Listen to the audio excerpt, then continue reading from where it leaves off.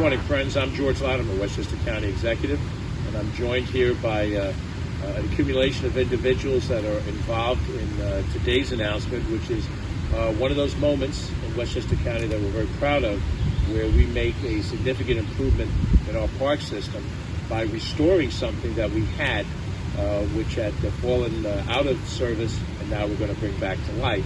It's the same keeping by which we reestablished the Spring Ridge pools and fixed the Miller House and renovated the North County Trailways. And today here at Croton Gorge Park, we're going to be putting back into service a beautiful fountain.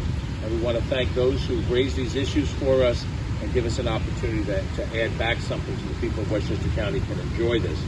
This is obviously a very beautiful day. I take no credit for it, but I think the Westchester County Board of Legislators does. So let me reference Dot Gashi, who's a legislator that represents this area. Catherine Borgia and Colin Smith also represent areas nearby, and we're very appreciative of the Board of Legislators for their role in all of this. We're also joined by J. Henry Neal, who's the chair of our Parks Board. And Henry, who I've known for a long time, has been a very active chair of the park. He has been to every one of these parks, and he has advocated for improvements that help us look forward, along with the Westchester Parks Foundation. And in a few minutes, you're going to hear from our Commissioner of Parks, Recreation, and Conservation, Kathleen O'Connor, who has supervised this tremendous system of 55 parks. We also will hear in a few seconds from Commissioner Sapienza from New York City Department of Environmental Protection. And we're very appreciative of the role of both the agency and Commissioner Sapienza for their role in all of this. And then I'm going to turn on the fountain using this device that will turn on the fountain, or at least cause the fountain to be turned on. We'll put it that way. Try to be as honest as we can. The New York City Department of Environmental Protection, New York City DEP, actually owns this beautiful dam behind us. We've had a tremendous increase in visitors to all of our parks in 2020 because of the pandemic. This particular park saw a record number of visitors to the point where we had to regulate parking. As you can see, the amount of parking spaces that are here, it should be ample for, an average turnout. We have some parking in the back, but we had parking along this route and then all along 129 up at the top of the hill. People came by to see this beautiful site. I mean, it's absolutely gorgeous. And the fact that this is one more element of what you have in Westchester County that is a gift that we've been given from our parents and our grandparents. And our job as stewards is to maintain it, to revivify it, and to put it back into service. This is a 97-acre park here at the base of the Croton Dam, and you have beautiful views of the dam, the spillway. The new Croton Dam and fountain were built in 1906, and the fountain was constructed by the New York City DEP when the dam was constructed, and it went with the land when it became a county park in 1960. So the land itself is the park, the dam is still owned by the DEP. DEP has made major repairs to the dam, but this is the first time it's going to be advanced this way in a decade. And of course, what we're looking at is both practical for tourist purposes, but it's also symbolic. Water is what gives us life, and the flow of water is like the flow of time. And those of us who come to these parks as young children grow into old men and women and pass on that experience to young children of that day. And as I said already in this comment, I think it's very important to understand who we are in public office. We are not the owners and the managers and the rulers of these things. We are the steward of these things. These things will exist long after individual terms of office are over, and all of us are in retirement, and then all of us pass on. And that these gifts are something that our children and our grandchildren will enjoy in the years to come. That's why we invest in parks. That's why we invest in other physical assets. That's why we don't treat them cavalierly. That's why we don't get short-term budgetary benefit by shutting them down. And we don't sell them off. We make sure that we protect them and we secure them for the years to come. With that, I'd like to bring on first our Commissioner of Parks, Recreation, and Conservation, Kathleen O'Connor. She and I are going to see each other in, I think, 2 more settings before 2 o'clock at 2 other county parks. And the activity of what's happening in the park system is tremendous. And of course, as we come into Memorial Day weekend, she may be the hardest working man in the show. Commissioner. Thank you. Well, with that kind of introduction, how could I ever lose? And I have to say, it is an absolute pleasure to work with a county executive like George Latimer, and I'm not just saying that because he just said what he said about me. He is a true supporter of the Parks Department and a true friend, and he puts his money where his mouth is. And this is another example of, this is a simple fix that we didn't even really consider a few years ago. A lot of things were happening, the dam was being worked on, but through the efforts of, and the county executive mentioned Henry Neal, I have to say Henry, who is the chairman of the Parks Board, Henry and his friend Sarah were actually on top of the dam a few months ago, and of course Henry is a pit bull when he wants to be, and he called me immediately and said, why is that fountain not on? So of course I did a humana, and I did find out why. And then I worked with Dave DeLucia, who is our park facility man and also a bike rider, and he knows this facility inside and out. And together, with the county executive, with the Board of Legislators, and with my staff, and of course with the New York City DEP, put our heads together, and it's going to go on. So we are so excited. This is another beautiful facility. It's lovely right now. If you come on Saturday and Sunday or a holiday, it is packed. And so our staff is working really, really hard to keep it clean, green, and growing. And I'd like to just say thank you. Our Parks Director, Joe Simoncini, is here. He oversees a lot of our big active parks. The Superintendent is Ronnie Anderson, who is awesome to work with, and his right-hand man is Doug Falcone, who's over there looking like a bodyguard. Collectively, they do a wonderful job. There's a lot of work that goes here. We do have bathroom facilities, plus porta sands, garbage, etc., cutting the grass, weed whacking, and now the fountain.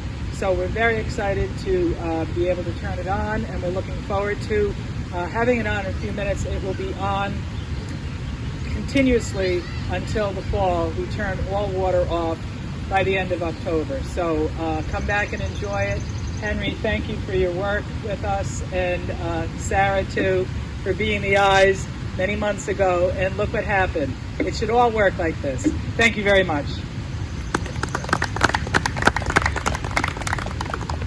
I'd also like to just recognize that in addition to Henry Neal, who serves as chair of the Parks Board, a longtime friend and a great public servant to Westchester County, Marty Rogowski, has also agreed to serve on the Parks Board, just recently appointed.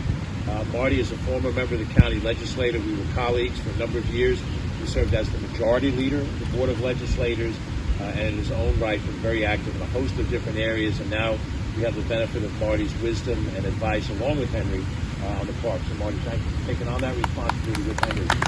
We appreciate it. Next, I'm going to ask Commissioner Vinnie Sapienza to join us and say a few words. I think there's a very important symbolism here in the New York City DEP owning a facility and Westchester County owning a facility and working in coordination. There's a lot of narrative out there on other issues which pit the city against the suburbs. And certainly if you talk to some people who live in the suburbs, not just Westchester but other suburbs, they look at New York City in a certain light. And people who live in the city look at the suburbs in a certain light. It's not always flattering. There's always this perception, I think, that somehow the suburbs and the city are at counterpoint with each other. But our mission is to somehow get something out of the other that the other one has. The wisdom of having New York City control the drinking watershed, which can at times frustrate counties outside of New York City, gives New York City the best water system in the nation. And that allowed New York City to grow as the metropolis that it is. That plus the Erie Canal and the Hudson River, if you know anything about American history. And the strength and the success of New York City is absolutely critical to the strength of Westchester County. And to the extent that you may not hear that out of a suburban county executive, that the strength and the success of New York City is critical to the strength of our suburban county. We have many things in common. We have transportation needs in common. Tourism is in common. But in this particular case, what New York City has done in protecting the drinking watershed has been essential to help Westchester County as well. So Commissioner Vinnie Sapienza, please share some of your thoughts. Thank you, County Exec Latimer and Commissioner O'Connor and the team. First I want to thank the County Executive. Over the last few years, we've done so many water supply projects together, and his leadership and his thoughtfulness has really helped push a lot of stuff forward. So just, I want to echo some of the things that you heard already. The dedication and the work that we've done together, New York City and Westchester, goes back to 1842, when the first Croton aqueduct was built. The county exec mentioned the dam going back to the early 20th century. When that went into service, it was actually the largest dam in the world at that time. But we've been attached to the hip for a long time, and as you've heard, it allowed the whole region to grow. Having that water supply system to provide water to allow residential growth and business industry really helped us all. The other thing you heard about is open space, and the county exec mentioned that this park here had seen a large growth in visitation over the last year due to the pandemic. We've seen the same at our watershed parks, and so I think, again, it's important that we look at not only water supply issues but open space issues. They go hand in hand together. So, want to thank everybody. Looking forward to starting that fountain, and again, the fountain just is a testament to our collaboration on things. It's New York City water going through a Westchester Parks fountain. So, again, appreciate everyone's dedication to getting this done. Thank you all.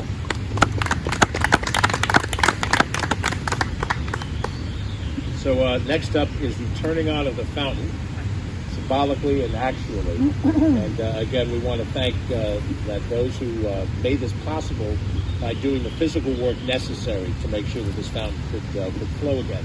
And I just want one final closing comment. The visual of the fountain starting up is probably what will make the story interesting. Everything else is sort of general words. But I had a friend of mine ask me, a person not involved in government, 3.5 years into this term, what do you think your legacy is going to be? And I said, I don't think there's a legacy. I think that's a misnomer. We don't remember the names of the people who were in positions of authority when many of the great decisions were made that led us to where we are today. I said that when we were down opening up Bicycle Sunday just south of the county center. You think of the county center, the Bronx River Parkway, Playland, a number of other. We don't know the names of the people that made the decisions to make those things happen. What we do know is those were wise decisions.